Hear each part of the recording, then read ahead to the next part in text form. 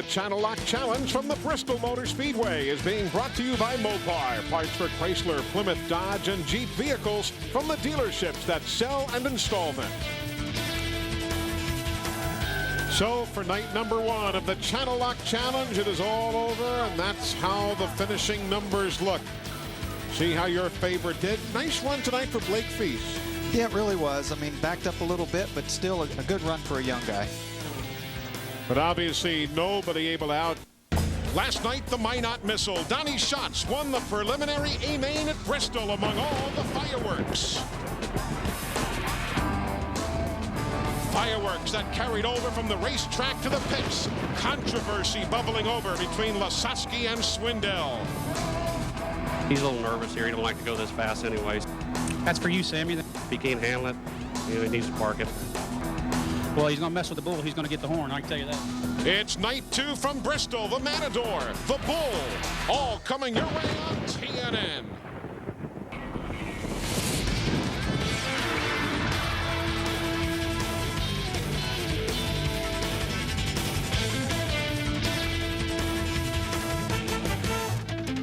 Well, if last night was the undercard, this evening we've got the 12-round heavyweight championship bout. The Pennzoil World of Outlaws are back at the fastest dirt half mile in America, the Bristol Motor Speedway, hosting TNN Sports and our coverage of night number 2 of the Channel Lock Challenge. Hi, everybody. Welcome back to the Bristol Motor Speedway. I'm Eli Gold. Hope you enjoyed last night's coverage, and if you did, I have a feeling we're in for a little bit more of the same here this evening over the course of these next 2 hours. Emotions still bubbling over down in the pits. We'll be heading down there in just a moment or so. Joining me on the telecast tonight, as per usual, my sidekick Brad Doty, who at this moment 1 week ago was being inducted into the Sprint Car Racing Hall of Fame in Knoxville, Iowa. Such deserved honor that finally was bestowed upon you, Brad. We have congratulated you time and again, but once more with pictures this time. We couldn't resist. Thanks, Eli. I can tell you it was an awesome day, and I want to thank all the people that helped me in my career, especially the car owners that I've had through the years. Lord knows I couldn't afford one of these race cars, so I want to thank them. Now, that was an exciting night, I'm sure, for you. Maybe a little tension inside, not unlike what we saw here last night at Bristol, huh? Well, we opened the show talking about tensions being high and a little frustration going on, and these guys, they carried it onto the racetrack last night. Now, if you thought that maybe a chance to sleep things over a little bit made Sammy Swindell and Danny Lasowski a little cooler, they'll say they have forgotten what happened last night, but that's not what this videotape will tell you.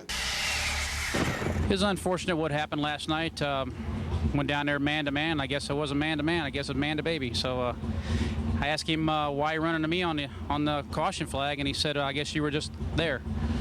So if that's the way he wants to be, that's how it is. I don't really care. I don't know what his problem was. There wasn't nothing. You know, I guess he decided there wasn't going to have any cameras in his car, so he had to come down to where they were.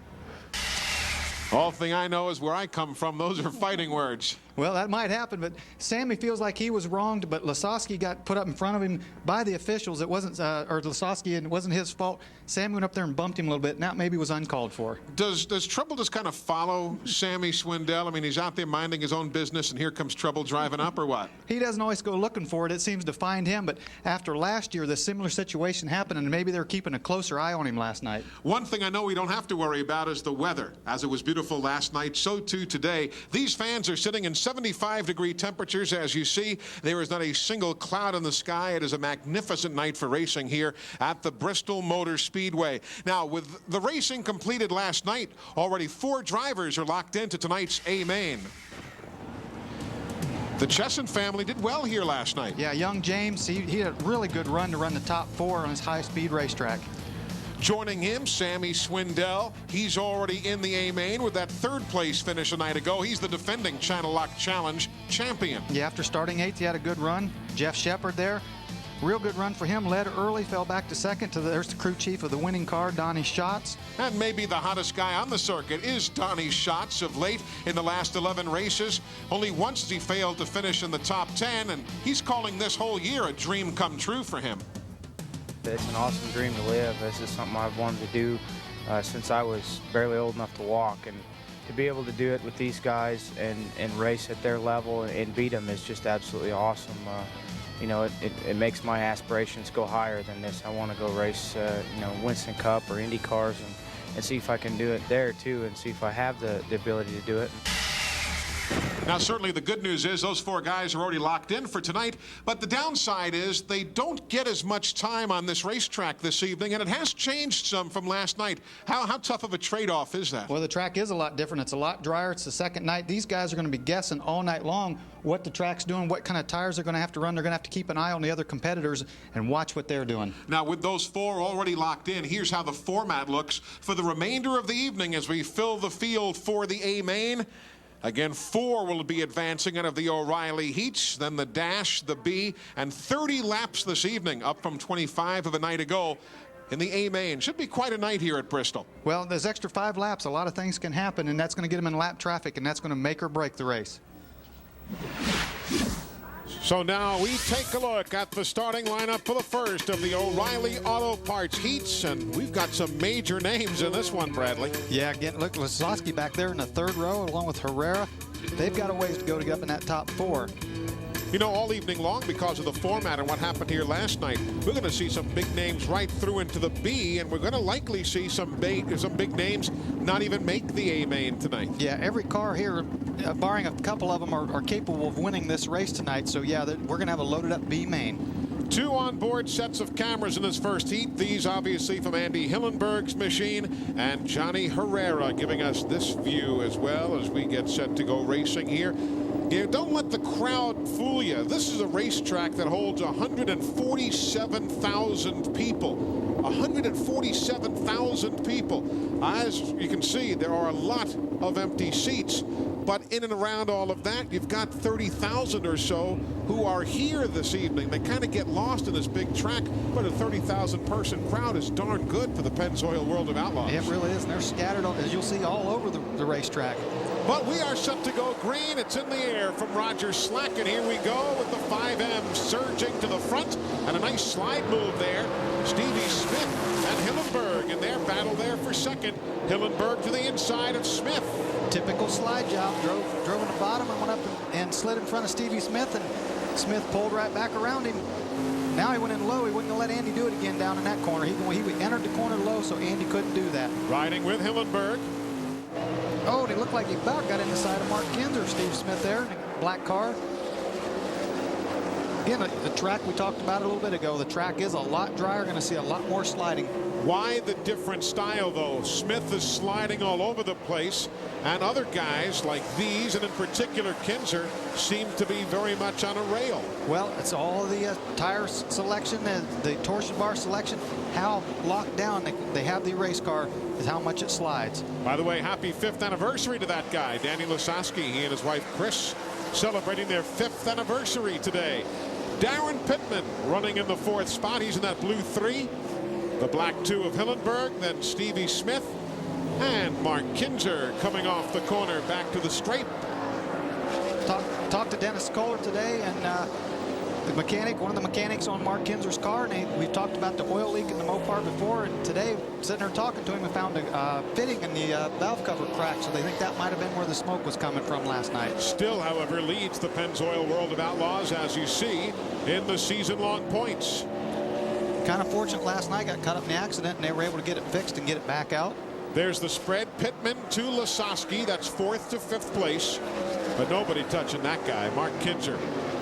And look how he's barely even moving the steering wheel. That's when you know how well you're set up. You betcha. Yep, that's it. If you see the driver not thrashing on that steering wheel back and forth as he takes the win, he's very comfortable in that car. Kinzer, Smith, Hillenberg, and Pittman. Those are the 4 across the stripe, and they will automatically advance. Danny Lasowski does not advance automatically out of heat number 1, so he'll be heading to the B main. That's what we talked about earlier. He's one of the big names. He'll be trying to earn his way into the A through the 12-lap B main coming up later this evening. Yeah, it was a nice run for Pittman, kind of a young team there, and Roger Johnson, the crew chief on that car. They're all a bunch of young guys, so it was a nice run for them to be locked into the A main. I'll tell you, though, anytime Mark Kinzer, and I've not seen as many races, obviously, as you nor as many of our viewers, but anytime Mark Kinzer comes out of the box like that, I usually see him being around at the finish. Yeah, they look real strong right now, and they will be there at the end. Meanwhile, as we mentioned earlier in the show, 4 drivers, by virtue of their top 4 finish here last night, advanced already to this evening's A-Main. Hey, good to see you there. Nice to have you come by. Standing by in the pits with some of our automatic transferees is the associate editor of Open Wheel magazine, Dave Argabright. Well, you know, Eli, the talk last night centered a lot around Sammy Swindell and Danny Lasowski, but it might have overshadowed the fact that Sammy had a very good race car. You're awfully good here at Bristol, Sammy. What do you have for him tonight? You too. It's Paul McMahon. And starting I'm sorry, I said you're awfully good here. What do you have for him tonight? Do you have the car to win? Well, I think the Channel Lock Fan Steel Stealth is going to be a great car again tonight. We kind of went a little bit in the wrong direction, had the car too tight, and made some changes tonight. Looked at our notes from last year, and the car was real quick there in the warm-ups. We were a good 2/10 quicker than the other guys, so if we keep that up, be in good shape. We wish you well in that feature, Sammy. James Chesson, you had a great night last night. You're locked in, but you almost won the race. Were you disappointed? There is a little disappointment to be had, but it was nice to have a solid finish and get locked in for this evening. And I think going into tonight, we'll have a better car than we did last night because we learned a lot from last night. Starting on the pole, it's a little disappointing and not winning it, but I think we'll be better tonight, and hopefully we'll be able to pass Sammy. I think he'll get worn out, him in his old age, and we'll be able to get him. And we wish you well, James. Eli? All right, guys, thank you very much. When we come back, O'Reilly Heat Race number 2. We got honeymooners here. And some darn good racers. We're back in a moment.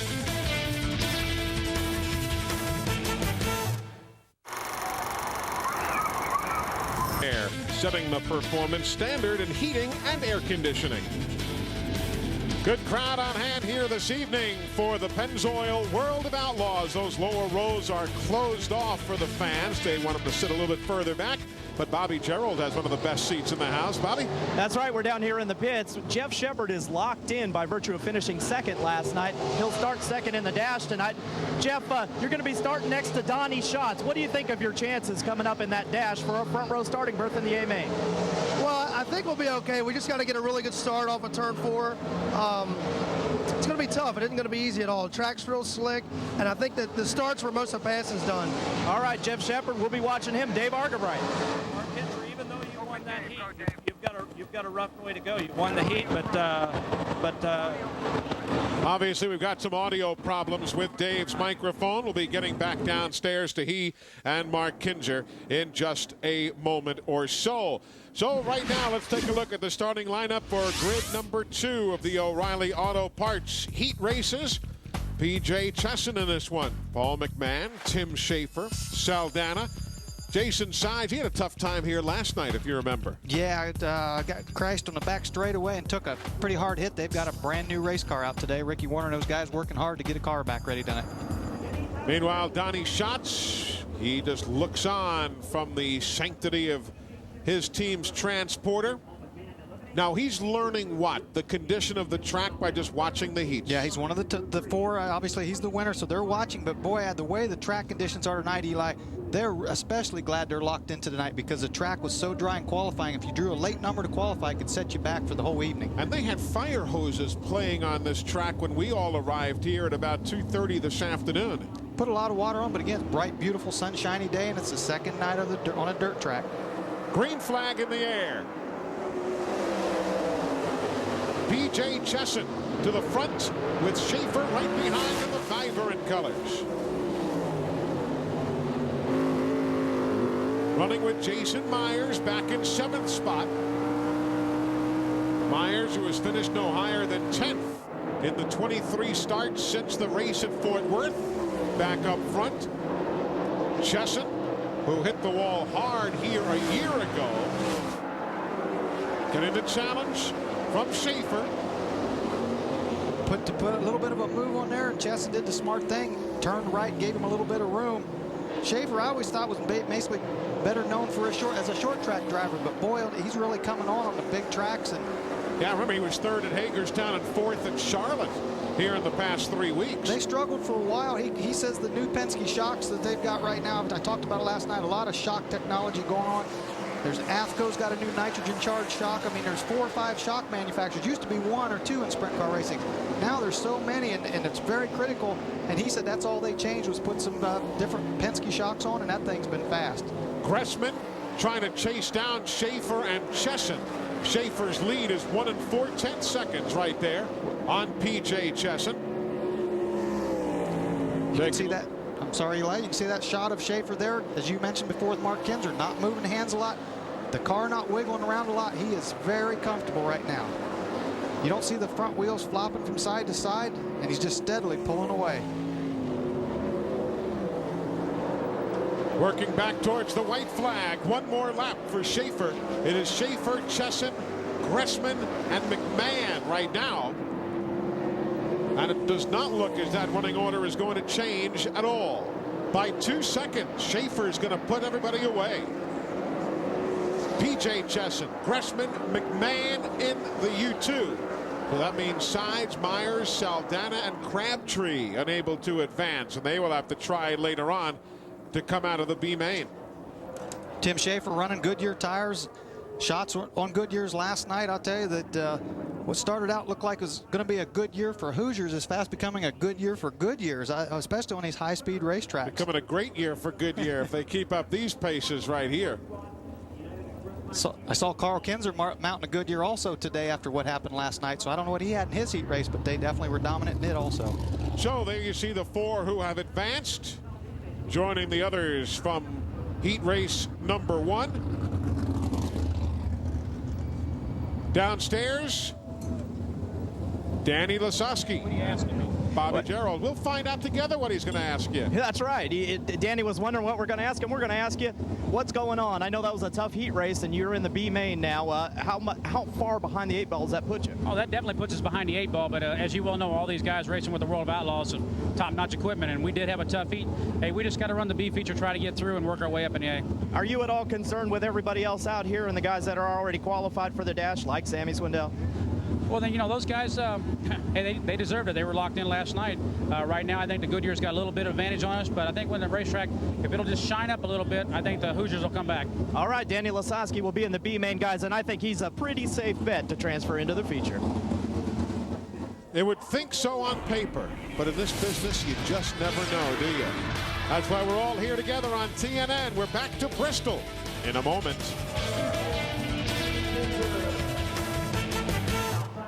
Welcome back. The cars forming up for the 3rd of the O'Reilly Auto Parts heats here at the Bristol Motor Speedway. By the way, if you're a fan of Brian Paulus, you're wondering where he is.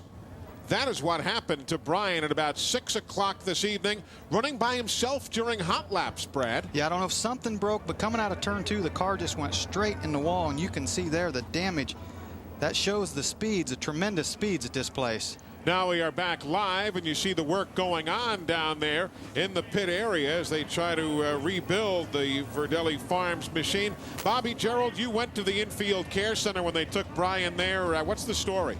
Well, we just talked again with members of his crew, and Sheila Bovin telling us that Brian, they are afraid, has suffered a fractured left hand or wrist. At this point, that is not exactly known, but it was a wicked hot laps crash that bent this chassis beyond belief.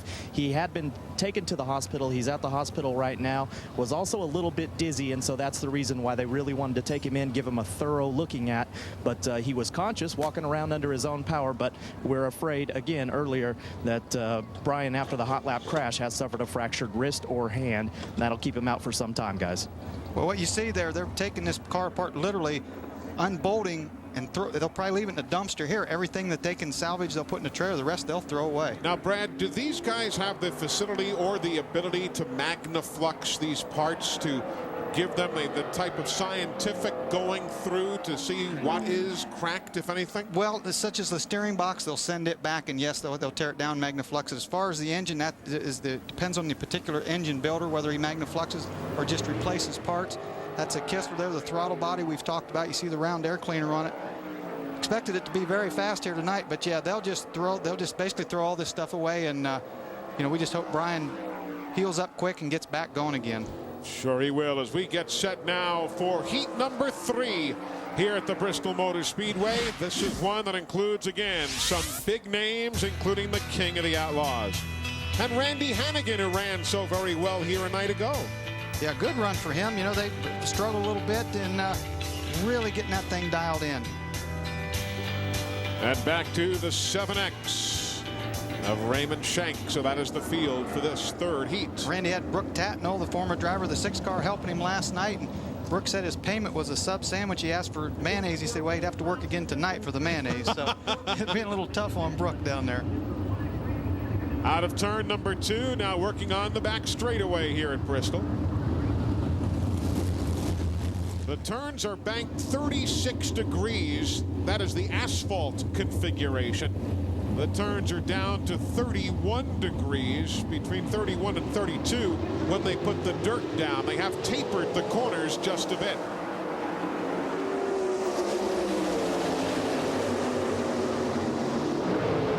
Nice outside slide by Delansky in that red 7. Yeah, he wasn't intimidated, got a car underneath of him, and he still just drove around the outside and made the pass. But the King chasing down Hannigan.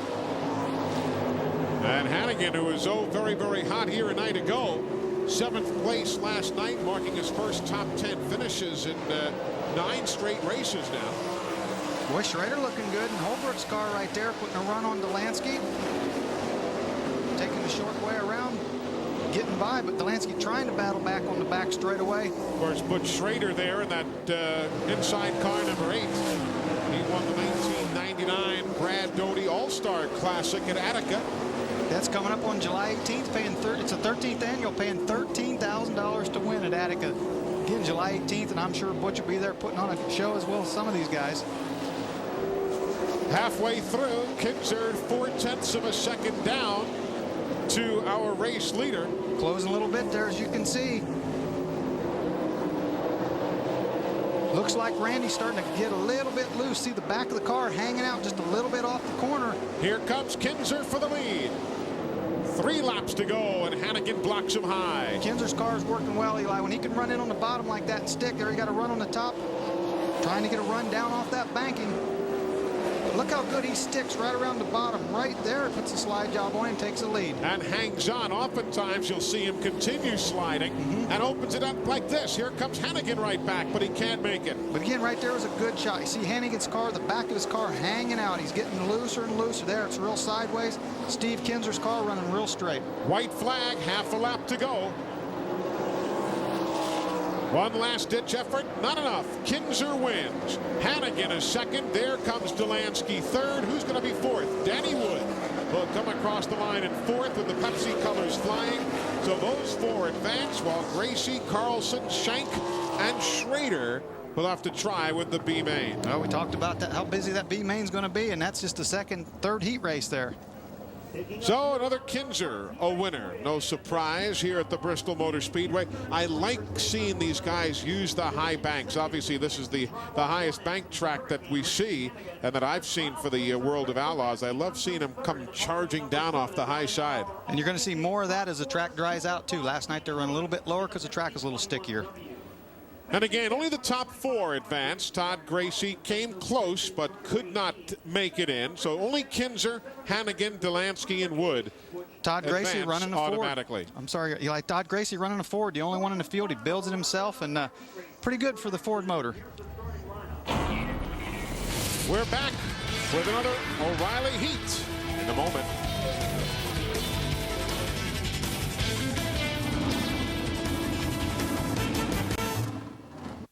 The Bristol Motor Speedway on a beautiful Saturday night, and a super crowd is on hand. Again, some 35 to 40,000 on hand, and they have come from everywhere.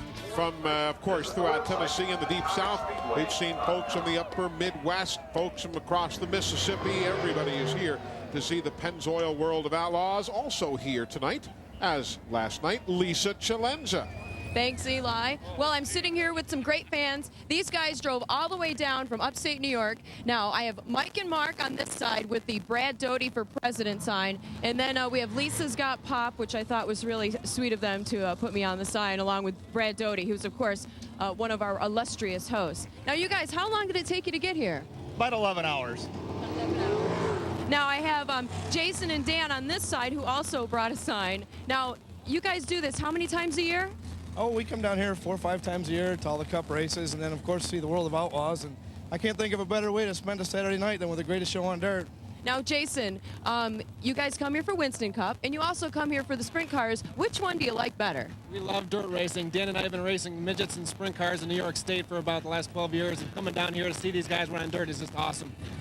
Are these guys faster? Oh, absolutely faster. It's so wild to see them on the high banks here. There's nothing like it at any place else in this country. All right. Very good. Well, of course, these are the greatest fans on dirt as well. Back to you, Eli. Hi, Lisa. Thank you. I wonder what they want you to be president of. Yeah, president of the Brad Doty fan club or what? I don't know. I got to start referring to you as Your Honor or His Honor or the Honorable Brad Doty. There you go. I like the Totally Nuts New Yorkers for TNN. That was good. Downstairs, another Kinzer winning his heat moments ago. Dave Archerbright is with the King. Well, Steve Kinzer, last night was a little bit of a struggle for you, and you were mid-pack. Is tonight a better night shaping up? Well, it's been a struggle for us all time. That's the best we felt, but we got a long way to go. We're just going to be starting way in the back. So I don't know. The track's actually going to get better. The bottom's going to slow down a little bit, where it allows you to pass a little bit on the top. So we'll just have to see what happens. They just showed a sign that said Brad Doty for president. I like Steve Kinzer for president better, don't you? Well, I just want to say hi to Stevie. I love you and miss you. Back to you, Eli. All right. Thanks a lot, fellas. As we get set to go, I tell you, the King's been around. He has done some great stuff over the years. Now the fourth of the O'Reilly Auto Parts heats. You say, who's Blake Feast? Blake is a second-generation driver who stood this place on its ear a night ago. With a lot of borrowed pieces and parts. They borrowed almost from everybody in the pits to get this race car ready, and they were running good last night. And you see Brad Furr, he was really no factor at all here a night ago. Kind of a surprise. Yeah, it really is. They've running so well, and here he's qualified really bad to be, back this far in the heat race. So they're definitely struggling this weekend. Yeah, the San Mina Eagle normally is a factor, but really not so much here this weekend. So there you see the field as we get set to form up with the final of our heat races. Again, the top 4 will advance into the A main. Doesn't take be off by just a little bit, really shows up on these big high-speed racetracks. Of course, Brad Furr was one of those who, as we said last night, had to use a provisional last year to make the field. There was a provisional there for the drivers coming out of the Gumout series, and he was able to use that. And some just have no trouble with the high banks. Others don't master it quite as well. Green flag is in the air. They're going to wave that one off. Yeah. You saw everyone was waiting. We were all watching down to the flag stand. You saw the teams just shuffling position as they came off the corner. And Roger Slack was very, very quick to grab the yellow, and we'll do this one again. Yeah, that was a really ragged start. I don't know whether Billy Wilburn in the 0 car right there outside front row, I don't know whether his engine stumbled or he just didn't get on the gas very quick, but they were pretty ragged as they came down for the green. If you're not familiar, there is a line across the racetrack right there in turn number 4, and you really have to hold your position until the leader of the event, or in this case the pole sitter, crosses that line. When he gets to that line, the green flag is going to be displayed, and until that happens, you really have to hold your position unless there's a catastrophic problem ahead of you. Yeah, but they want the pole center and the outside car to be side by side when they get to that white line. Side by side, nose to tail. That's what they tell them in the drivers' meeting prior to all the events. Green flag, they try it again, and this one's going to stand. Much better start, but it still looked like Wilburn might have, his engine might have stumbled a little bit there. Feast's car just took off, got a nice jump.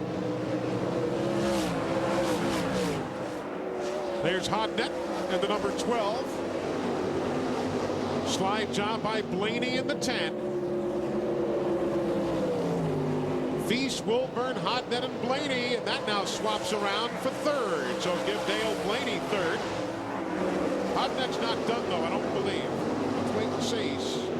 Thought he was lining him up for another pass, but he couldn't quite make it stick. Well, Blaney's in that car. Dave Blaney designed this thing.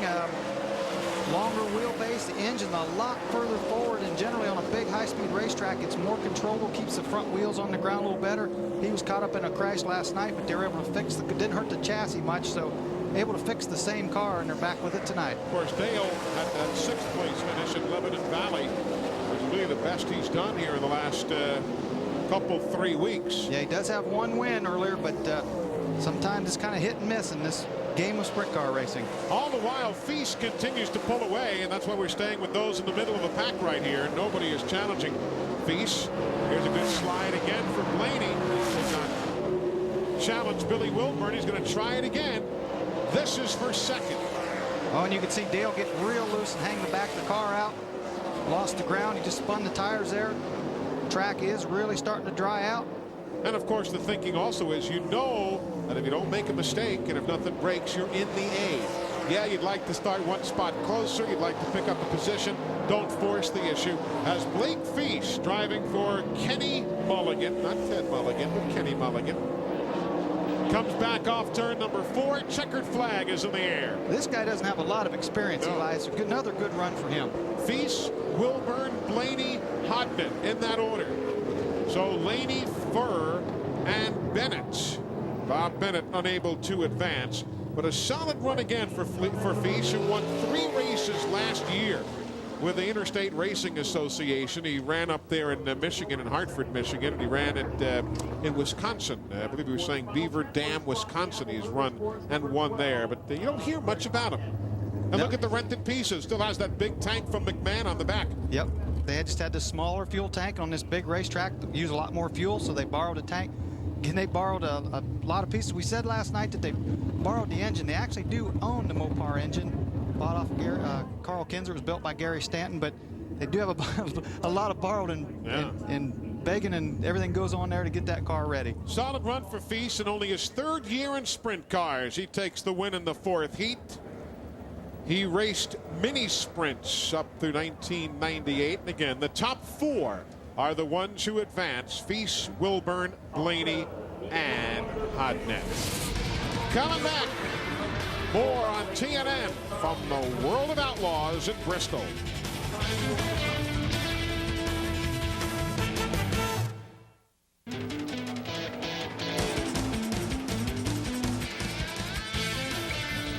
We are back with about 40,000 of our closest friends: Eli Gold, Brad Doty, Dave Argabright, Bobby Gerald, Lisa Chilenza. Hey, folks, remember, if TNN's not here, you can go online at sprintcarnet.com. The gang over there has the 80 races on the World Wide Web. The webcast is easy to pick up. Just check it out. Sprintcarnet.com, an easy way to stay in touch with the Pennzoil World of Outlaws. There you see the Bristol Motor Speedway replete with dirt for the 2nd year in succession. Dave Argabright, it's quite a view and quite a run for Blake Feast, wasn't it? Well, it is, Eli. 19-year-old kid from Seabrook, Illinois. Did I get that right? You know, you had quite a weekend. 2 heat race wins this weekend, but now you start 16th in the A. What do you expect to see in the feature? A little more racing tonight. The track's dried off some, and we were going good pretty much around the top there and coming off through the middle, so we just kind of missed the setup a little in the A last night, and to be honest, I was a little nervous. So about 8 laps into it, I settled down and started doing what I should have been doing on lap 1, and we didn't get passed by anybody else. So hopefully if I can go out there and just block everybody out, not get a little intimidated and be right from the get-go, then hopefully we can move up through there. Well, in case nobody's told you, that's called having your elbows up. And by the way, Brad, they borrowed a fuel tank, they borrowed the gears, they borrowed a water line. By the time they give everybody their stuff back, they're going to take their stuff home in a pickup truck. Eli? Yep. One thing they haven't had to take tonight, though, is a mulligan. They've been right up there in front all evening long. Congratulations to them. Hey, if you were with us last year, you might remember the night that Sammy Swindell here at Bristol in the 2000 season. And he had problems here last night. It's been that kind of a love-hate relationship for a Tennessee driver and this Tennessee racetrack.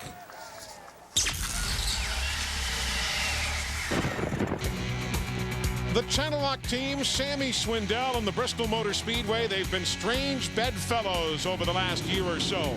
1 year ago, remember this on the restart? Roger Slack throws the green, but Sammy was just too quick on that start.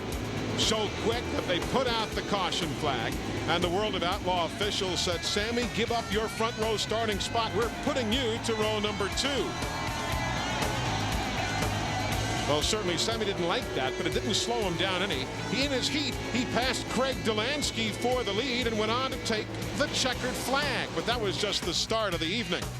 He wanted to make sure that the officials got a good close-up look at the Channel Lock racer. Sammy took the beeline down the pit lane, then began to explain the intricacies of the World of Outlaw rulebook to the officials, to the delight, of course, of the crowd in his native Tennessee. If the officials want to be consistently bad, that's fine. If they want to be consistently good, but it's just like the NBA Finals. You need to have somebody make the same calls every week, or during the whole event, and we don't have that. Once the A-main came around, the Channel Lock car still quick.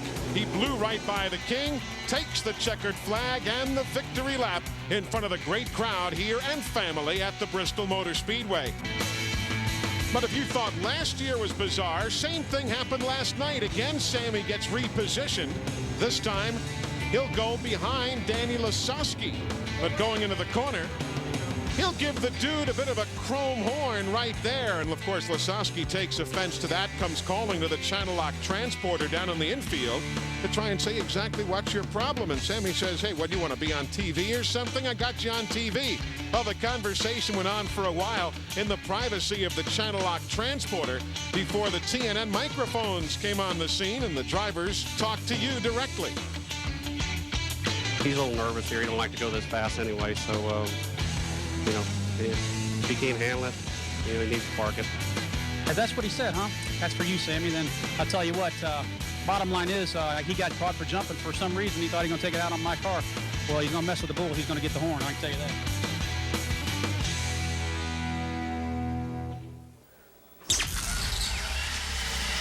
You gotta love it. Gotta love it. One thing that Sammy was able to tell us earlier today, he wanted to make sure that Amy's folks, that's his wife, were offered congratulations. Elmer and Shirley Gray celebrating their 50th anniversary today, and they're in Sammy's corner, you know that. Congratulations to them. Yep. You can bet they're in his Sammy's corner. How easy is it to get overdone with your emotions in a situation like that? Can it get carried away? You really can. You can lose focus, and Sammy's his own setup man on this. He does the chassis work and everything. He's got to keep focused and not let his temper get the best of him. He has to keep focused and keep that race car fast all night.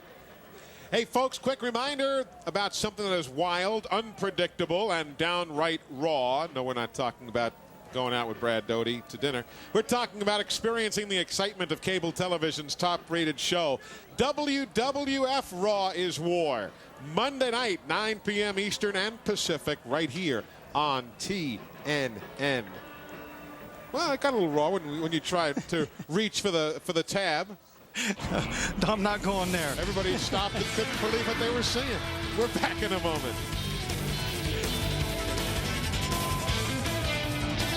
Motor Speedway. Hey, folks, couple of weeks is our next telecast. You might want to jot it down. June 22nd, first time for TNN at the Eagle Nationals, Eagle Raceway in Nebraska. We're going to be going from the biggest track on the circuit to, I guess, one of the smallest, about, what, a third of a mile? Yeah, absolutely. I mean, what an opposite. It's a high-banked, little bore. I mean, it'd fit in half the pits at this place. So we're going to be there. We've got some other first-time stops coming up on the schedule for you. Hope you can join us on the 22nd. There you see Sammy Swindell. He is part of the Channel Lock Dash. And this will set the starting order for the top 10 drivers in the A-Main.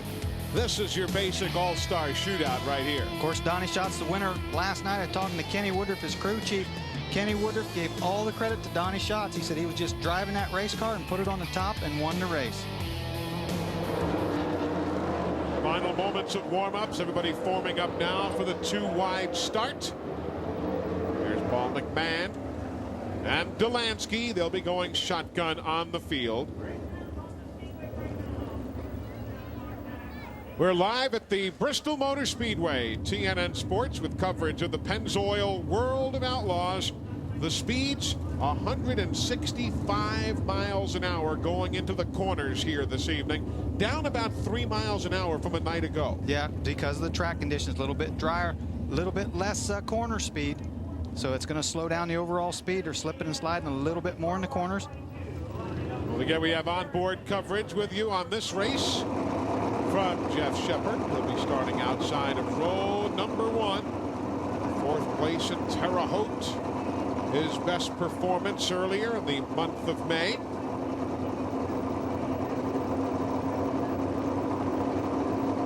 Talking to Guy Forbrook, Jeff Shepard's crew chief, they felt they went a little bit soft on tires last night. They were good early and ended up running second.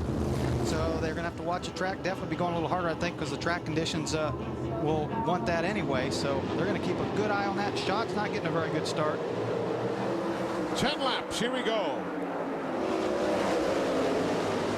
They're going to wave that one off. They did not like the start. We were all looking at that one as well, saying, will they allow that or won't they allow it? They're going to bring it back and start over again as Roger Slack waves the yellow hanky. Now, who doesn't go here? Was it the pole sitter who didn't go, or was it Schatz from the 3rd starting spot? Well, well, I don't know. That's going to be a tough. Let's take a look and see. Yeah, Schatz is on the pole. He just didn't get going. Whether the motor stumbled, I really don't think that Shepard.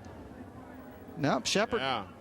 Shepard didn't really get a big jump. It's just that Donnie didn't take off. Whether, like I said, the motor stumbled or he just thought that maybe Shepard had too much of a run, so he just stayed clear out of the throttle.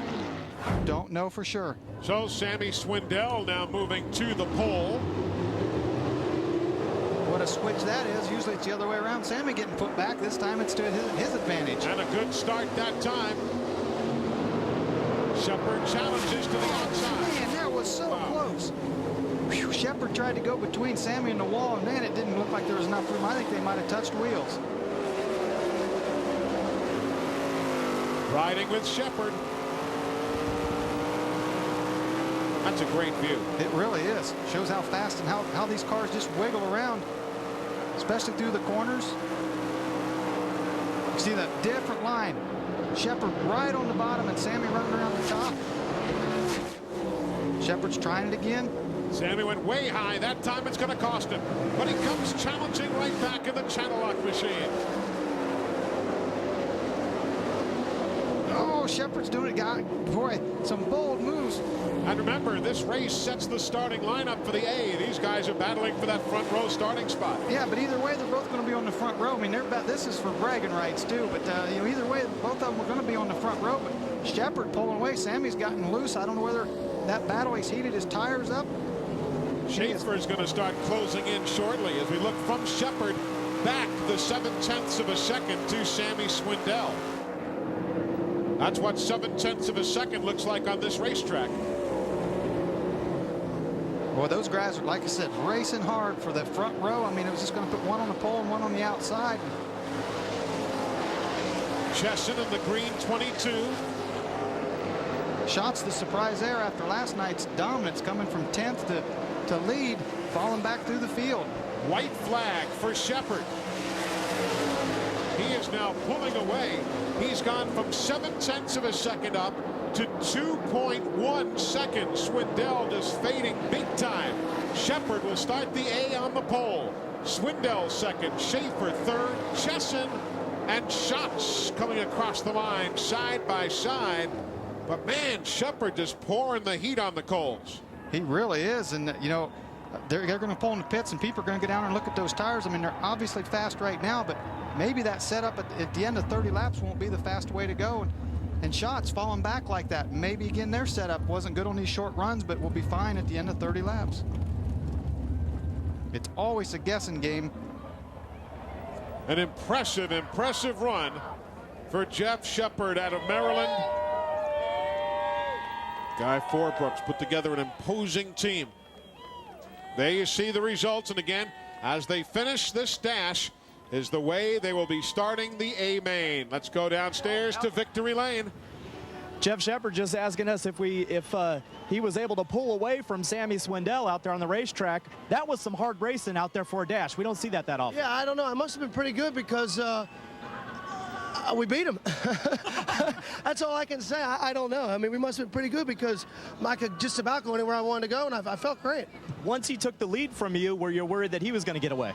No, because I kind of kept right there with him. I didn't think I'd get by him right there. I thought I was going to have to try to beat him off the corner here, but I guess he tried to get me back. I mean, everything's going great. Now, you started this race on the outside of the front row. The feature, you're going to have to start on the inside. Is that a big difference? I'm sure. We tried to start on the inside row last night. It wasn't real good for us. But I don't know. Who knows? Got 30 laps of hard racing, so we'll see what happens. Jeff Shepard, your winner. He'll be starting on the pole, Eli. And yes, he was pretty good. 2.8 seconds, the final margin of victory between Shepard and the always impressive Sammy Swindell. We are coming back. We've got the B main, and it is loaded with talents. It's coming up on TNN.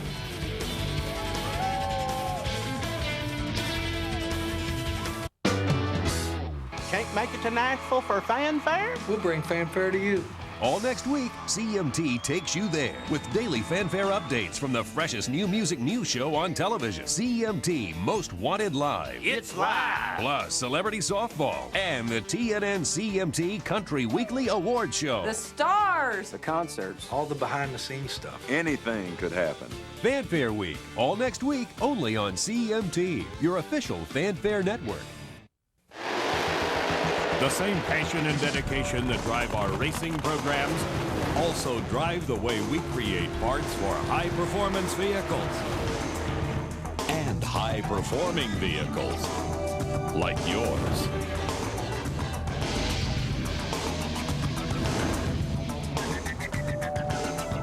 Mopar, great parts for great vehicles on the track and in your driveway.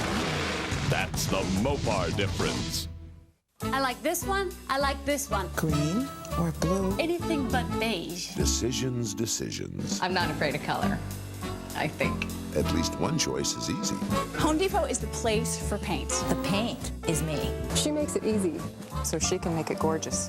See? Nothing to be afraid of. Here's your color match. Wow. My home is my masterpiece. Lots of color. That's why I went to Home Depot first. The Home Depot, first in home improvement. Oh, I don't know if this is such a good idea, but come on. We only have a few more miles to go. I just don't feel right. What if people treated you the way you treat your car? Oh, suck it up. Let's go. Let's go. At Pet Boys, we treat vehicles right with a wide selection of quality truck tires from just $54.99, 7 days a week. Okay, it's feeling better. Good. It's numbing out. That's normal. All you need to know is where to go. Pet Boys. To me, gardening is, it's life. It's just a miracle in nature. Early in the spring, I start. I feed them all through the summer and early fall with Miracle-Gro. It's quite simple. It only takes a few minutes every other week. You get good, vibrant color, good, strong stems, and it makes a big difference. Well, plants are like people. Just like we need to eat 3 times a day, plants need their food too. I feed the whole garden every other week with Miracle-Gro. It makes a tremendous difference.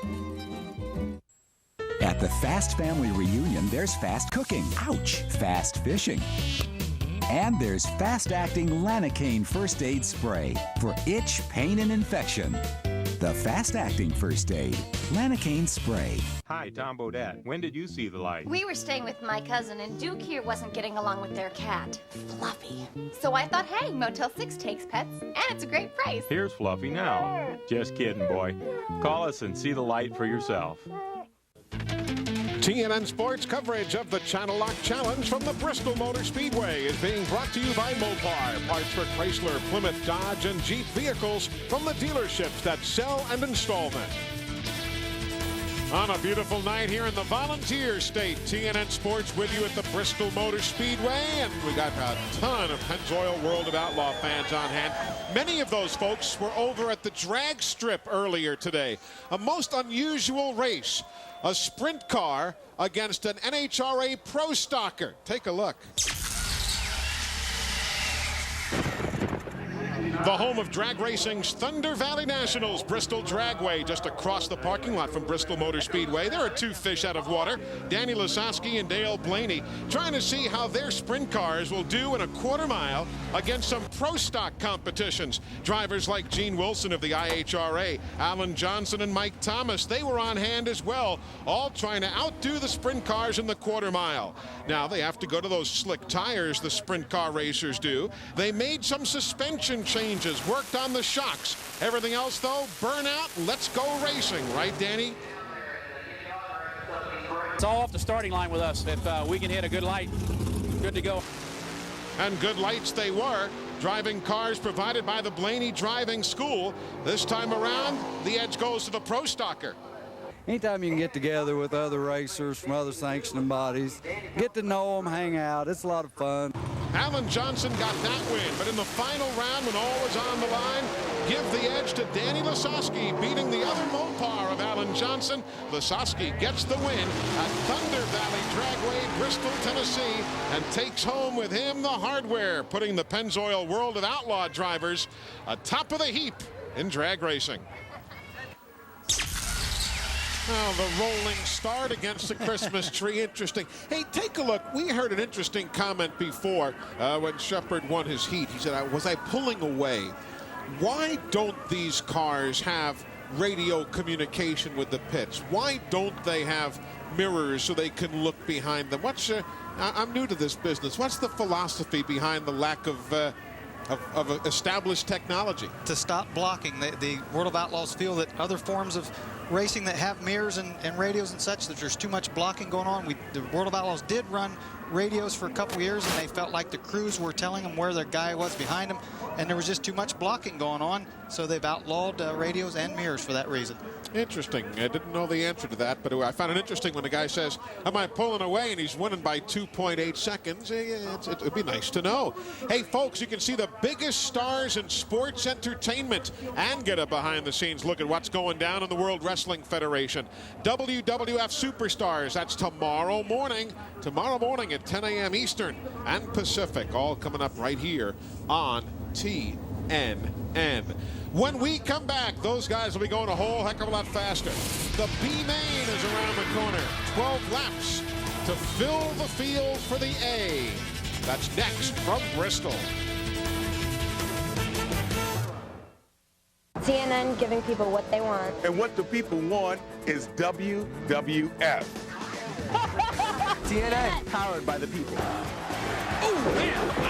I like the storylines of the WWF. Rise War, only on TNN. I like the excitement. I like the drama. It's just so cool. I like The Rock because I can sure smell what he's cooking. The WWF on TNN. That's the place to be. Get a grip on it. Tools that built the USA. Get a grip on it.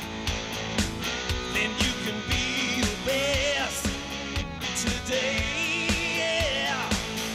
When you grip on it. When you need a grip on life's little challenges, get a grip on Channel Lock. When you're a big-time racer, it's just fame, fortune, and fans. Pretty cool. Just like a new Luxair home comfort system. Top quality equipment that's backed by reliable service professionals. Designed to deliver high-efficiency performance for comfort and big-time savings for you. Call 1-800-LUXAIR for the dealer near you. Luxair, setting the performance standard. As the field forms up for the B-Main here at the Channel Lock Challenge in Bristol, we head downstairs. Bobby Gerald is amongst the work down in the pits. Guys, we saw something very interesting just a moment ago. After Jeff Shepard won the dash, the left rear tire that they had on, and this is not the one, this is the replacement, they put a piece of tape right over the index label so that none of the other drivers and teams could come down and find out what compound of left rear tire Shepard had. That was instructed by the crew chief, Guy Forbrook, to the crew members to put the tape on as soon as it rolled into victory lane there. They put the tape on and nobody else has any idea what they ran. So as we take a look at the starting grid for the B-Main, it's not just that Goodyear brings one compound. You can use whatever you want. Oh, yeah, different compounds and different constructions of tires, and they were so dominant that day, so they don't want anybody to know what they had on it. Pretty good names right there. We'll see if Johnny Herrera can move up. See what Brad Furr might have for us here this evening. Jason Myers had climbed closer to the front earlier in his O'Reilly heat before backsliding just a bit. This will be 12 laps. The top four advance to the A-Main. Johnny Herrera has our cameras to give us the lift around the half-mile Bristol Motor Speedway. Jason Myers also with onboard cameras for your viewing pleasure. These guys in the back, even Herrera there in the third row, they want to make something happen in a hurry on his first lap. It's the slowest lap of the race, so they want to try to make some quick passes and get it over with. Here we go now as the field forms up. Once more, we'll remind you the top 4 move in. In there is Danny Lasowski in the mix, working on the back straightaway. Let's see if this will be a clean start. We've had, what, 2 aborted starts already here this evening. Everybody fires. And the green is in the air, and Butch Schrader with the challenge to the outside by Lasowski.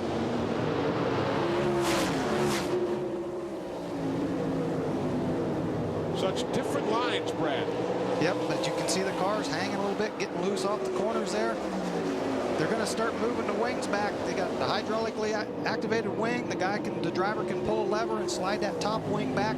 That just puts more air to the rear tires, more downforce to help plant the tires and stop the wheel spin. Johnny Herrera trying to power around Gracie. Gracie's best performance this year, the 3rd at the season opener at Tri-City up there in Franklin, PA. There's problems on the racetrack. Caution is on the speedway. So caution on the speedway. And we see the 6C of Crabtree with the problems bringing out the yellow. Keith Crabtree from West Jefferson, Ohio, is the man responsible for the yellow. So Crabtree, the Saturday night regular at KC Raceway in Chillicothe, Ohio, draws the yellow.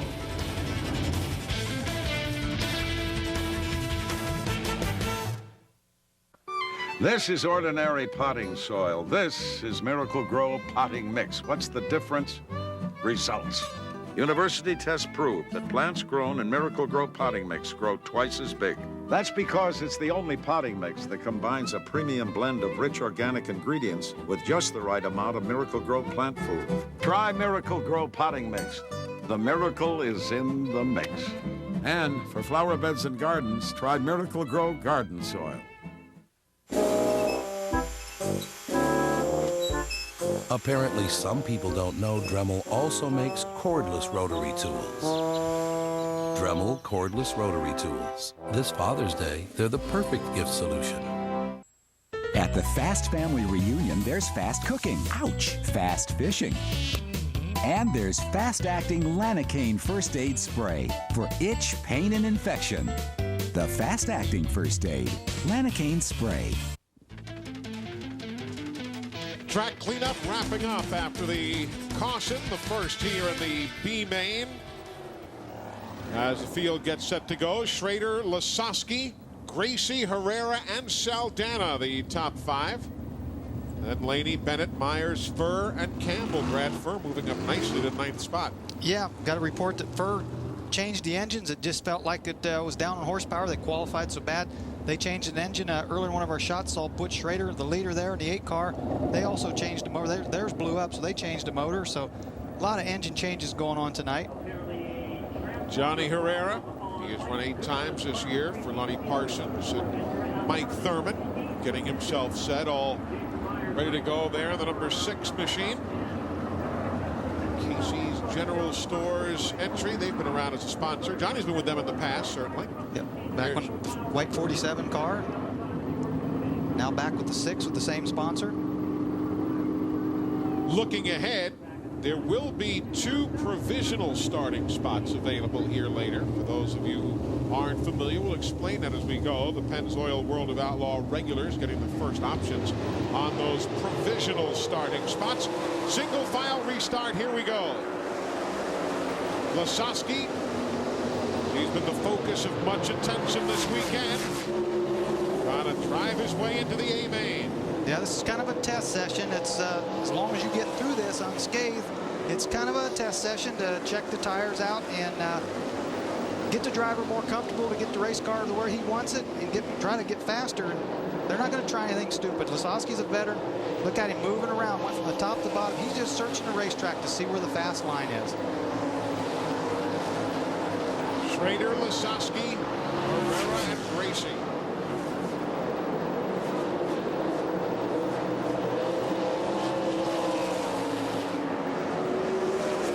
And you can see Lasowski moving around top to bottom. Schrader's doing a good job. That thing's hooked up pretty good.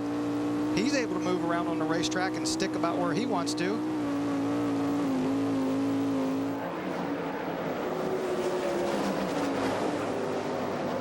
Again, it's not quite as nerve-wracking in other forms of racing. You don't know exactly where the other guy is. Can you hear him? Can you sense that he's there? Only when they get right on you. I mean, about right there, Butch could probably hear him a little bit, but as far as it is from the top to the bottom of this racetrack, with guys way up on the top and on the bottom, no, you can't hear them. The only way you can know that there's when you see them. There's the battle for the lead. Also, seconds ago, we showed you Jason Myers in that 20. He has moved from 10th to 6th. Everybody just waiting and watching to see if Lasowski tries to mount one bonsai attack on Butch Schrader here. Kicking up some major league dust here this evening.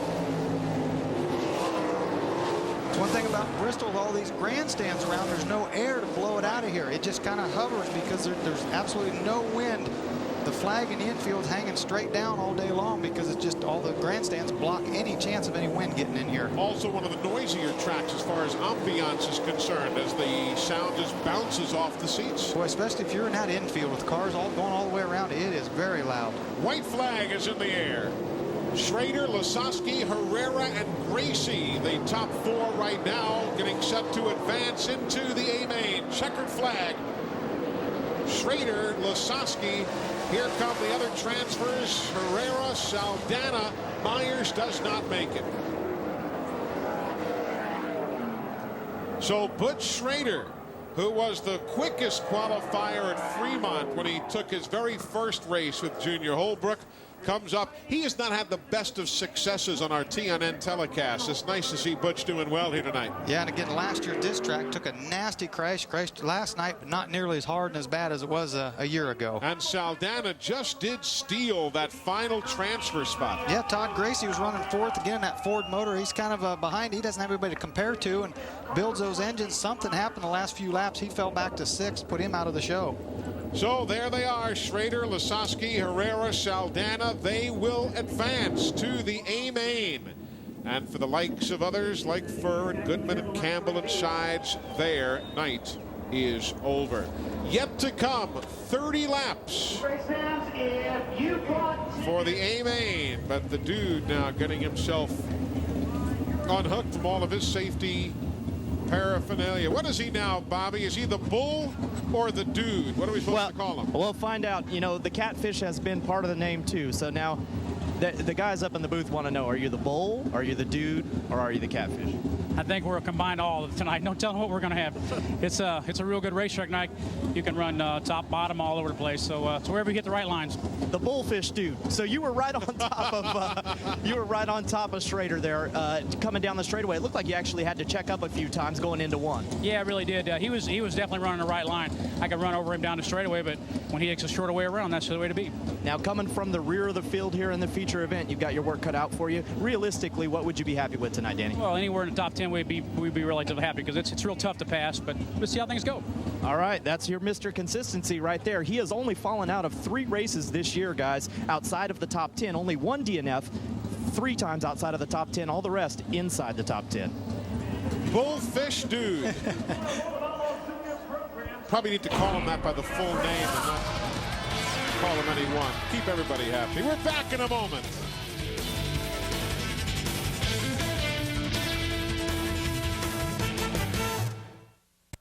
This is ordinary potting soil. This is Miracle Grow potting mix. What's the difference? Results. University tests prove that plants grown in Miracle Grow potting mix grow twice as big. That's because it's the only potting mix that combines a premium blend of rich organic ingredients with just the right amount of Miracle-Gro plant food. Try Miracle-Gro potting mix. The miracle is in the mix. And for flower beds and gardens, try Miracle-Gro garden soil. We got a kick out of Texas. The line dancing. The Roundup. Boot Hill. The Watering Holes. Riding tall in the saddle. We even learned to speak the language. Yeah!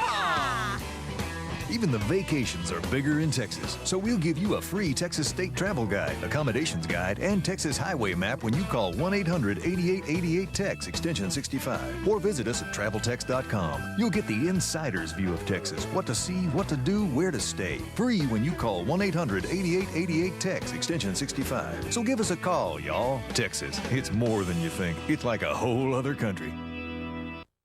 Are you challenging me, Mr. Wallace? It is a melancholy truth. Dickens. You will hear the Kipling. Come on, Professor. Get out.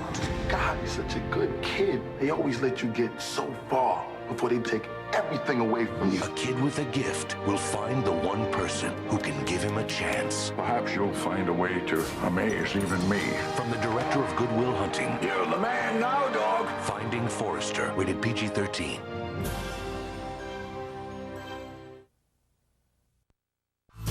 Hey, buddy. Let's order a movie. Yeah. You love movies, and we love bringing them to you. At the touch of a button, Dish on Demand brings you a great selection of the movies of our time. Thrills, action, romance, and comedy. Simple, affordable, family fun. Share the experience. Tonight, pick up your remote instead of your car keys. Order a pay-per-view movie from Dish on Demand.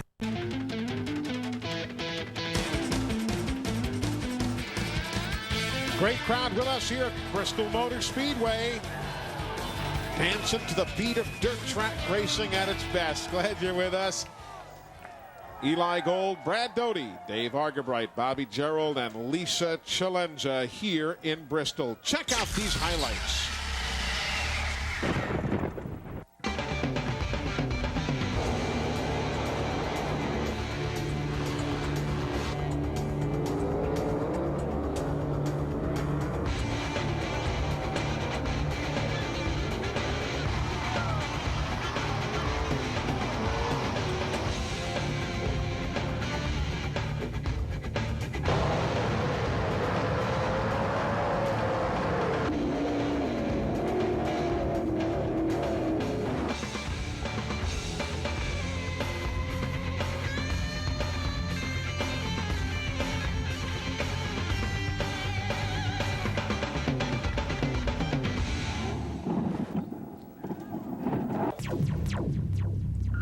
I'm telling you, that's just some of the action you see at the Pennzoil World of Outlaws. And there are the standings current to the moment for the Rat Bag Cup. The top 10 finishers in last year's points eligible for the Rat Bag Cup. The driver who gets the most points in all of the TNN races this year earns a $25,000 bonus of the $120,000 that are on the line from the folks at Rat Bag. So we'll keep updating you on those numbers through 6 of the 16 races. After watching all those crashes, I can see why the Bass Pro Orlando Wilson said today that he wouldn't get out of an electric chair to drive a sprint car, and I can see why, all those crashes and stuff. It's not always that bad.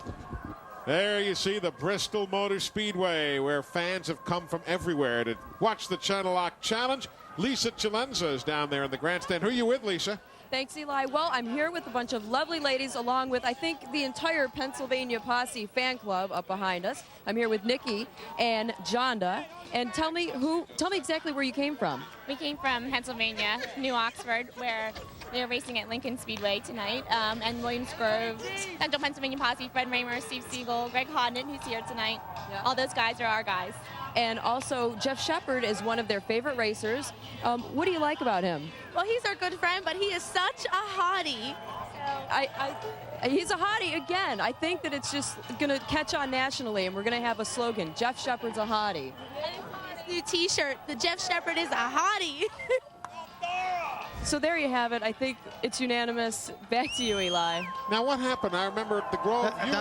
Don't go there. It was Hottie Doty at the Grove. What is it? Shepard's beat me out on that one, I guess. We'll have to negotiate. That's okay. He can have it.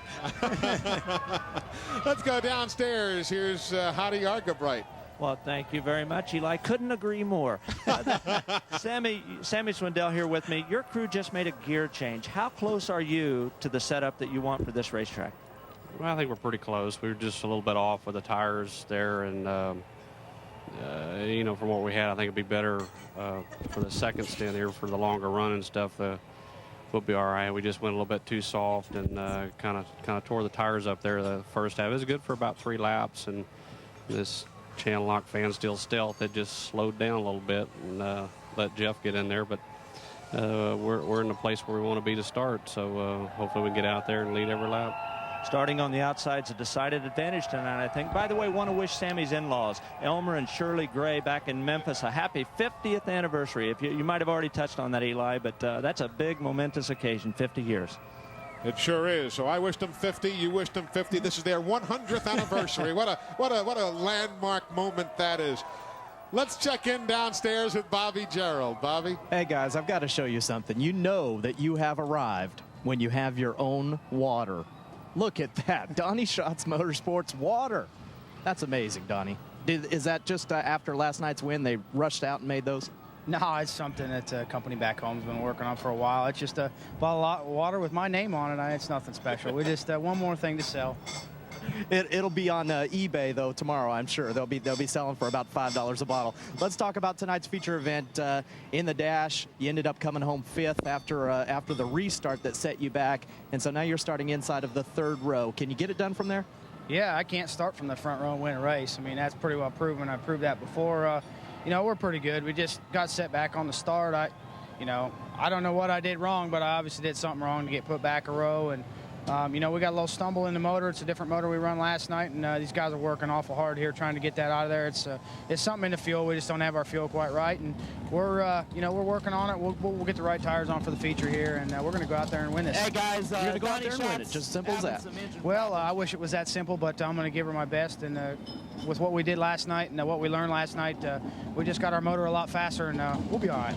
Donnie Schatz has his confidence up, Eli. He has a little Dakota drink going there. You see they were working on the timing of the car. Yep, that proves Donnie Schatz is a hands-on driver. He had the timing light going, and Kenny Woodruff was turning the magneto, readjusting the timing. When we come back, it's time for the A-Main. All the talking will stop. The green flag will drop when we return to the Bristol Motor Speedway.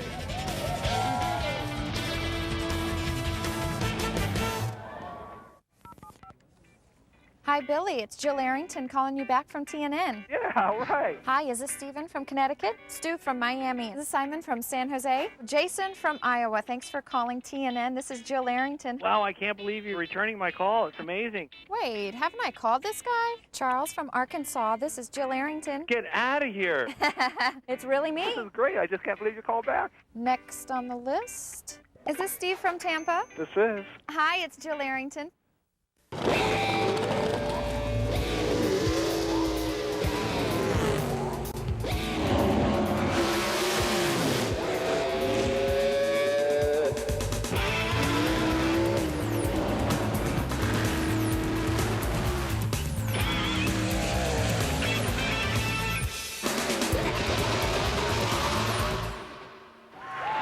Mopar. Great parts for these vehicles and yours. That's the Mopar difference. Get a grip on it. Tools that built the USA. Get a grip on it. Then you can be the best today. Yeah. When you grip on it. When you need a grip on life's little challenges, get a grip on Channel Lock. I wrote my first book, Growing Good Roses, in 1986. My intent was to help people not make the same mistakes that I made. Roses are hungry little critters, and they want regular food over the course of the entire growing season. I feed with Miracle Grow every other week. I get blossoms with deep color and fine foliage. It's just the kind of food that they want. What you're seeing now is really a hobby gone bananas. Just feed with Miracle Grow every other week. How much PC can $849 get you? More PC than we can tell you about in 30 seconds. A super fast Intel Pentium 3 processor, CD-ROM, accelerated graphics, pro quality audio system, monitor, one-touch internet access, lots of memory, plus 5 color choices, red, green, blue, purple, and orange. And that's just for starters. The compact Presario 5000T. Let us build one for you. Call toll-free 1-888-252-0535 for all this, and we'll double your memory for free. Hey, do I have time to mention the... Promotional consideration has been provided for this special offer from Diamond Pete. If you like gritty in-your-face excitement, then you've got to have Sling and Dirt, the newest World of Outlaws action-packed home video. Call 1-800-428-6993 to get wheel-to-wheel action and the best tumbles, stumbles, and crashes. Dirt's flying as the Wing Warriors push it to the limit and beyond. Call 1-800-428-6993 to own Sling and Dirt for only $14.95. There's never been so much outlaw action, so call and order your copy now. That's Sling and Dirt. Call now or order online at DiamondPeteSports.com, your interactive pit pass. Back with you now at the Bristol Motor Speedway, Bristol, Tennessee. The field forming up for the A-Main. Hey, you gotta like that hat right there. I love these sprint car fans. Man, they take this stuff very, very seriously. No doubt about it. Here's now a look at the Mopar starting grid for the A-Main. Mopar, Marjorie Chrysler, Plymouth, Dodge, and Jeep vehicles in the dealerships that sell and install them. So who do you like? Shepard, Swindell. Hey, Schaefer's been real quick all night long. Can one of these guys come from the back? Can Mark Kinzer make it to the front from row number 9? Well, he is a long way back, isn't he? He really is. We've got all 4 of our onboard cameras giving you the rides around the Bristol Motor Speedway in the A-Main. Shepard, Hillenberg, Herrera, and Myers will all give us those onboard views. Also saw Lasowski way back there, so Mark Kinzer and Danny Lasowski, the two at the top of the point board, they're just going to take what they can get, probably not try to force the issue and just come home with this thing in one piece and salvage what they can get. Getting set for the 4 wide, our historian up here in the booth, Kevin Eckert from Flat Out Magazine, quick to remind me that Sammy Swindell once tapped the state of Tennessee for $65,000 by winning the Fram Dash that closed the 1990 season in Memphis Motorsports Park. So as the fireworks go off, Kevin reminds me another big win, big money win wouldn't be without precedent for Sammy Swindell here. Sammy's fired up, as we've talked about it all along, and he would obviously like nothing better than to put this thing away and just drive away and dominate. But there's a lot of guys right there behind him that's going to try their best not to let that happen. Andy Hillenberg giving us that view of the 4 wide. Salute to the fans. Jeff Shepard has that view from up front. Johnny Herrera giving us a view as well, starting inside the next to the last row.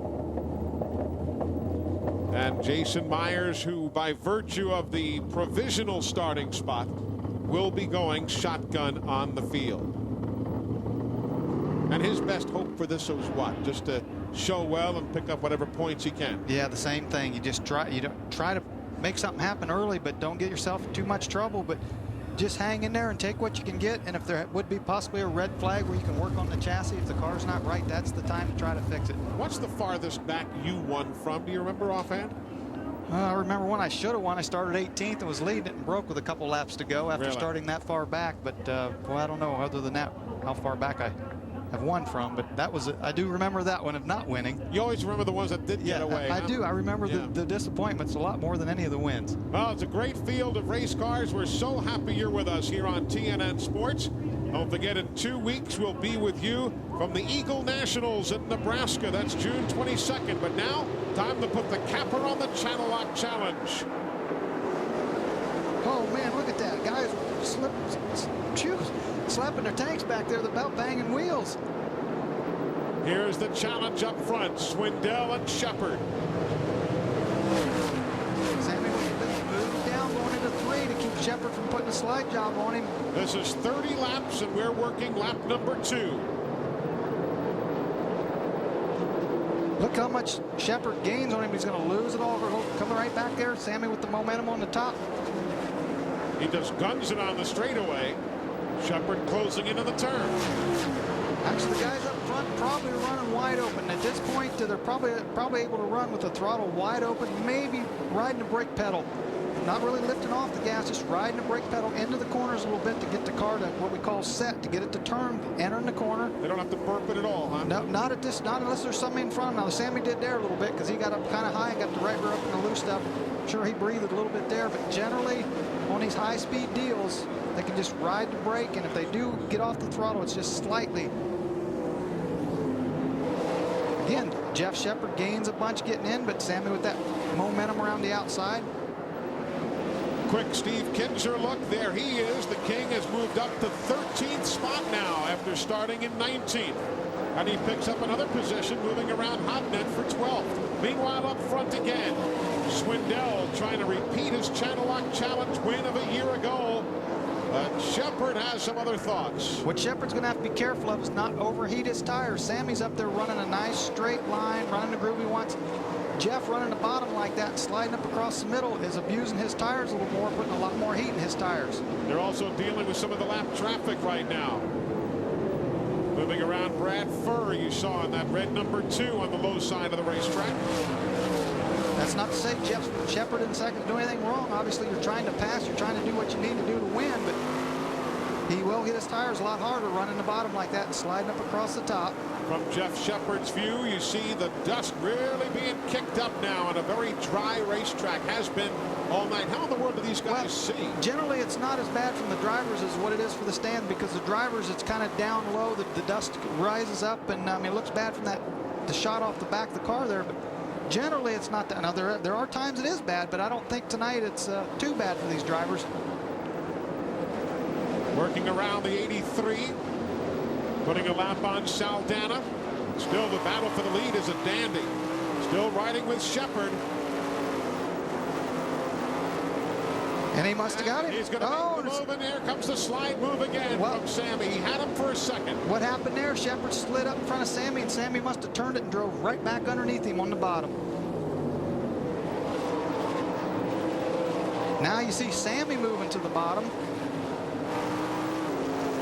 See, he doesn't want Shepard to do that again. Look at Sammy running sideways right there. Lost a lot of momentum. Shepard passed him down the back straight. You can see Sammy get the car sideways. And folks, look who's coming in behind them. Here comes Donnie Schatz. Here comes Schatz. And here comes Schaefer, also closing in. And caution is on the speedway. There's Greg Hodnett. He has some problems bringing out the caution from Roger Slack. So 13 laps in the books, and caution on the speedway as we near the halfway point. Boy, oh boy, Donnie Schatz was closing in a hurry. Shame to see that yellow, because it was going to get to be a excellent race, right? I mean, it still is going to be, but those three were going to battle here just another lap or two. When we come back, the continuation of the A-Main. The Channel Lock Challenge in Bristol is under caution.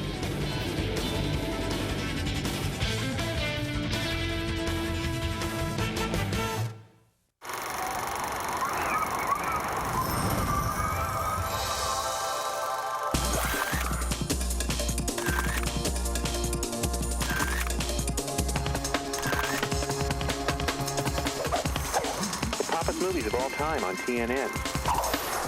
Star Trek: The Motion Picture.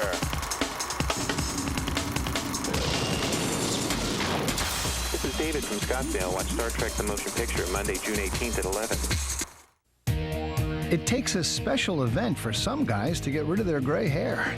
But for other guys, every day of their life is special. And they live it with Just for Men. More than a hair color, it's a hair rejuvenator. Just for Men gets rid of gray in 5 easy minutes. Its vitamin-enriched formula brings back a thicker, healthier, natural look. Every day of your life is special. Live it with Just for Men. In my job, no matter what happens, the show must go on. So I took control with Depend Protective Underwear, the closest thing to regular underwear out there. Now a new super absorbent with the Depend protection I trust. All I have to worry about now is hitting the high notes. Take control with new Depend. My George Foreman grill, America's favorite grilling machine, is #1 on everybody's list. It's the grill for moms, dads, grads, and even brides. It's great for the whole family. And just in time for summer grilling, I've made them 30% bigger. So get ready to grill all of your favorites. Fish, chicken, juicy steaks, and don't forget the veggies. You'll find just the right size George Foreman Lean Mean fat-reducing grilling machine for your family at leading stores nationwide. It's a real knockout package. How much PC can $849 get you? More PC than we can tell you about in 30 seconds. A super fast Intel Pentium 3 processor, CD-ROM, accelerated graphics, pro quality audio system, monitor, one-touch internet access, lots of memory, plus 5 color choices, red, green, blue, purple, and orange. And that's just for starters. The compact Presario 5000T. Let us build one for you. Call toll-free 1-888-252-0535 for all this, and we'll double your memory for free. Hey, do I have time to mention the... What a guy, what a guy. Guy Forbrook, the crew chief and owner of the 5-car leading right now.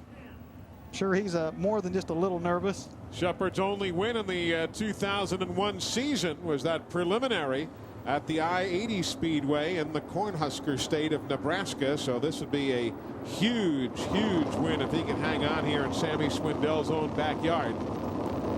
I'm sure Guy's sitting there thinking if he can just get a nice restart and run that car as straight as he can possibly race it, try to save those tires, not overheat them, bring this thing home. But there's a lot of laps left. There are. The scoring reverts back to 12 laps complete. The caution came out during lap number 13. So 12 complete.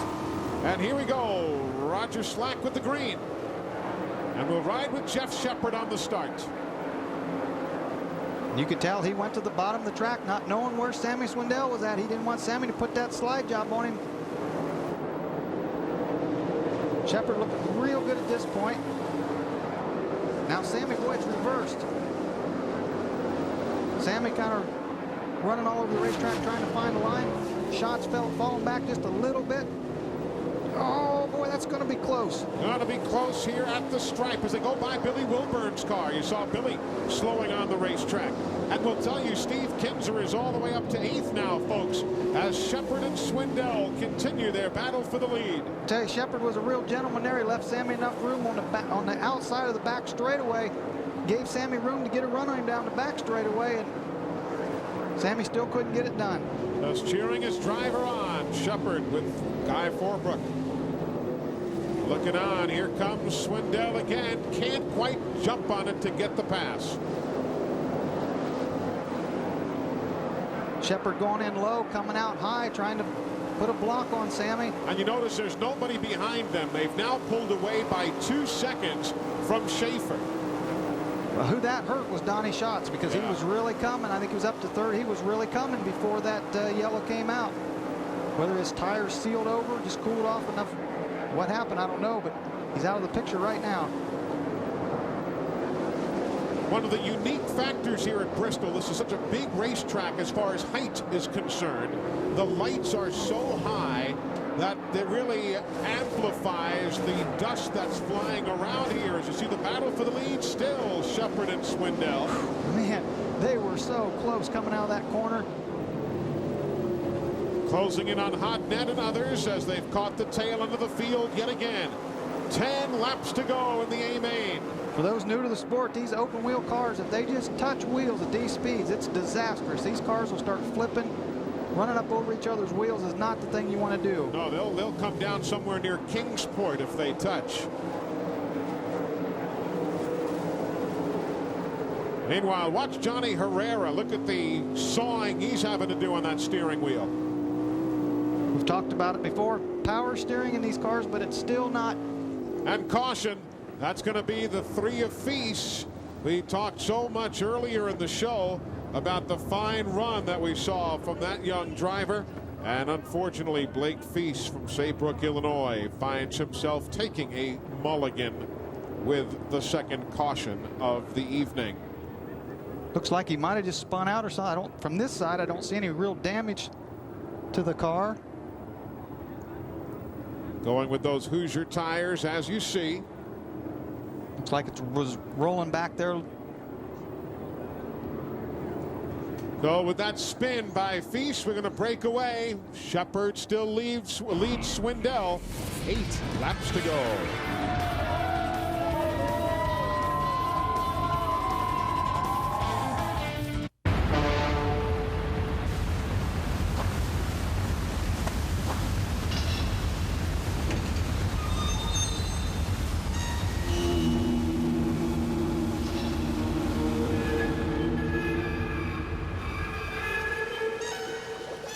When you need a grip on life's little challenges, get a grip on Channel Lock.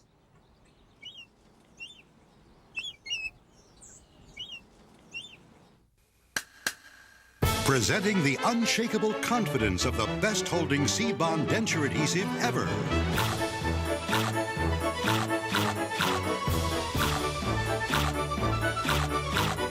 New C-Bond denture adhesive.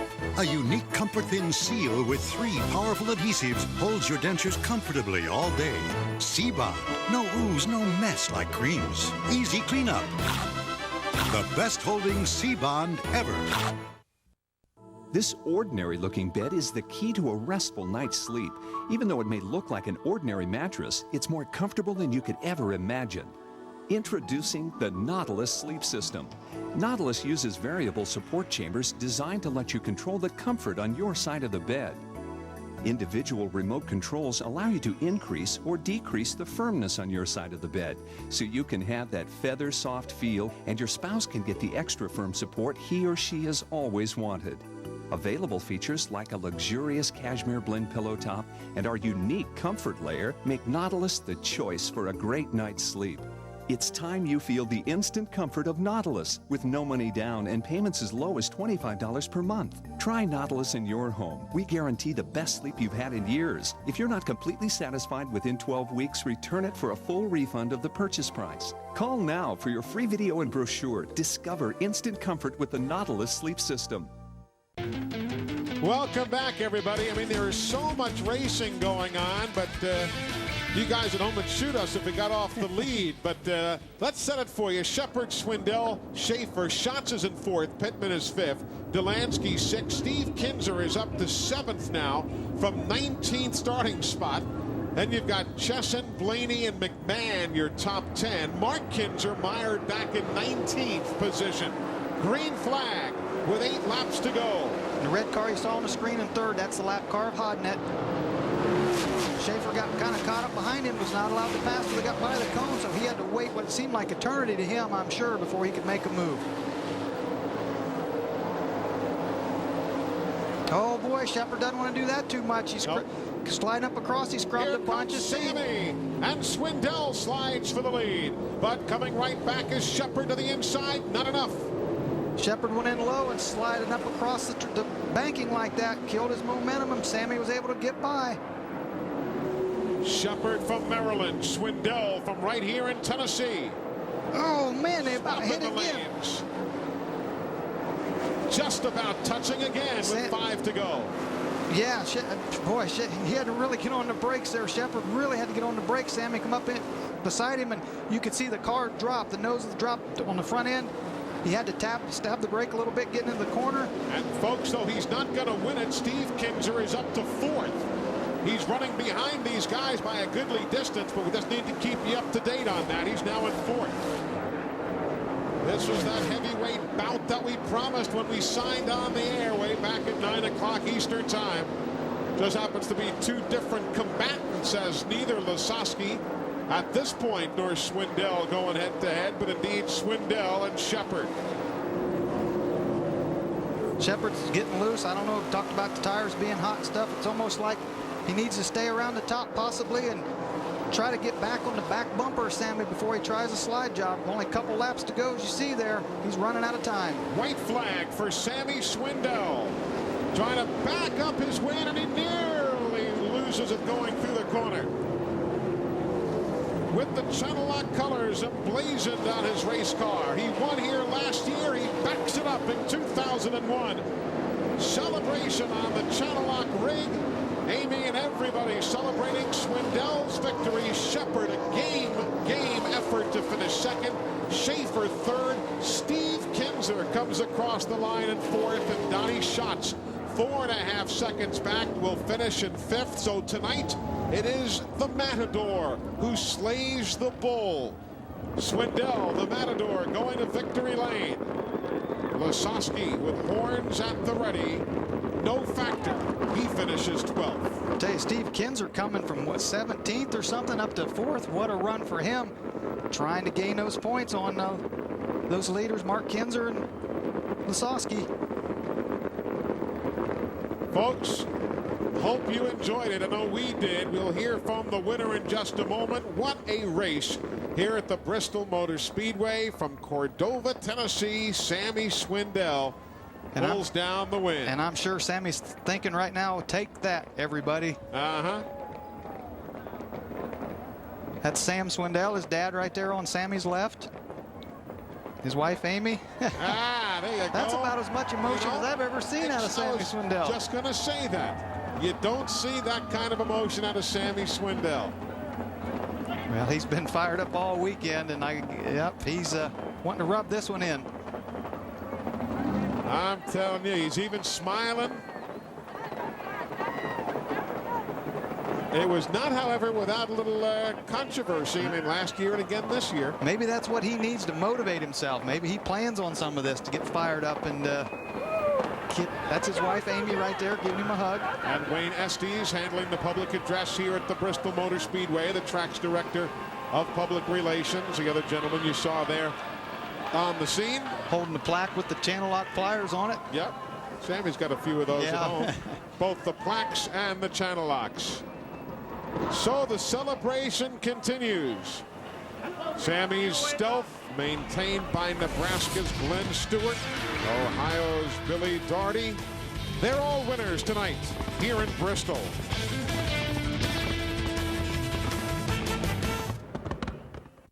Coverage of the Channel Lock Challenge from the Bristol Motor Speedway is being brought to you by Mopar, parts for Chrysler, Plymouth, Dodge, and Jeep vehicles from the dealerships that sell and install them.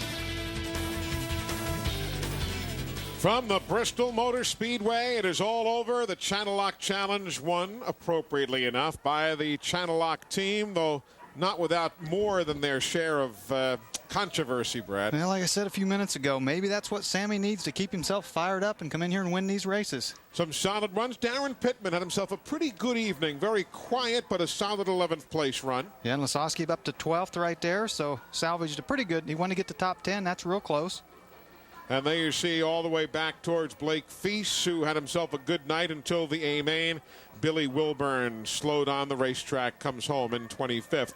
Now it's time to recognize tonight's cool move of the race, presented by Luxair, the official heating and air conditioning supplier to the World of Outlaws. The coolest driving performance during the hottest part of the race, sponsored by Luxair, setting the performance standard. And that's all she took right there for Swindell to get the lead. Got that draft as Shepard talked about. Shepard got a little bit loose coming out of 2, and Sammy put the move on him and drove by him into 3. Right now we go downstairs, victory lane. Dave Argabright with Sammy Swindell. Sammy, outstanding win, hard-fought win. You know, you come here 2 years in a row and you win. Just a tinge of controversy. Is that an extra motivation for you? No, we can do without that. You know, they kind of bring that on. You know, but it doesn't matter. We're sitting here at the end with this Channel Lock fan still stealth, you know, so had a great run, and that was a lot of fun. You know, we rode motorcycles today with Jeff Shepard through the mountains, and we were on the Boss Hoss bikes, and he had to run the Screaming Eagle, so he had to run last all day. So need to let him lead a little bit, but we just want to be out front there at the end, and the whole Channel Lock team did a great job, and we were able to pull it off again, you know, be there at the end. You know, it's a great win, and I know how excited you are, but when you've spent the day with a friend like that and you beat him this close of a race, does your heart go out to him just a little bit? No, no, that was fun. As you know, if he'd beat me, that'd have been fine. But you know, when you got respect and you can race with somebody that close, that long, that's a lot of fun. So we'll get back out here in a couple weeks, and maybe I'll let him run out front on the bike for a bit. But we had a great time. It was a lot of fun, and everything went good. The whole crew, everybody did a great job. Had an awesome racetrack, and it's a great time. He's got a big smile, Eli. A happy winner here in Victory Lane. Indeed. Letting the guy lead on the country roads is one thing. Letting him lead on the racetrack, totally different. And the man, of course, who comes home in second spot, now standing by with Bobby Gerald. Bobby? Second place finisher Jeff Shepard. Jeff, that was a heck of a race. Now, are you content with this? Or I know you want to be out there. Absolutely not. I mean, it was just too close. I mean, it was a lot of fun racing, but I didn't win. I just understood I didn't win. With about 3 or 4 laps to go in turns 1 and 2, you got real loose, drifted up the track. Was that the difference? Well, yeah. I mean, we got close a whole bunch of times. It's a lot of fun racing like that, not touching. I mean, he kind of put a little move on me getting into one, and it just took the air off the front of my car and made me slide high. And this deal here, you can draft here. It's just like Winston Cup racing. You get him behind the draft. I did it. That's how I slingshotted by him a couple times in 3. I get him down the back chute. He'd pull me about 300 RPMs faster and just dive right by him. It's a lot of fun, but damn it. This is not good. This isn't good. Well, it is pretty good, though. How are you supposed to keep sponsors and have everybody be happy with you when you don't win? Oh. You got to love the energy that Jeff Shepard brings to a racetrack. Eli. All right, Bobby, very animated, but as you can tell, the man wants to win, and he'll have his shares. There you see the top 5 in the Pennzoil World of Outlaws standings. Mark Kinzer back there in 17th finishing spot, so he will lose a bit in his margin to Lasowski. Meanwhile, downstairs, Bobby Gerald is with Mr. Bull Dude Catfish. What'd you call him before? The Bullfish Dude. That's the guy. Well, hey, the Bullfish Dude had a good run. 22nd up to 12th, a good night's work for you. Are you satisfied with it? Well, we never satisfied running 12th, but we dug ourselves a hole qualifying bad as we did, and we made it to 12th. We'll take that and go on to the next racetrack. Nice job. He was a winner, though, already today. He was out there messing around with those drag cars earlier and got himself a trophy. Eli? All right, so our congratulations. A great effort overall to Danny Lasowski. Folks, remember, throughout the course of the season, you can go online to sprintcarnet.com. Live audio webcasts of the Pennzoil World of Outlaws races. The gang will be covering over 80 events for you this year. So if TNN is not there, log on to sprintcarnet.com for coverage of the World of Outlaws. Brad Doty, it's everything you told me it was going to be. I've been coming to Bristol since 1976. My first time on the dirt. Quite a show. This place has surprised me, as big as it is and stuff, and we've had great racing. I think this was even better than last year. That's going to do it.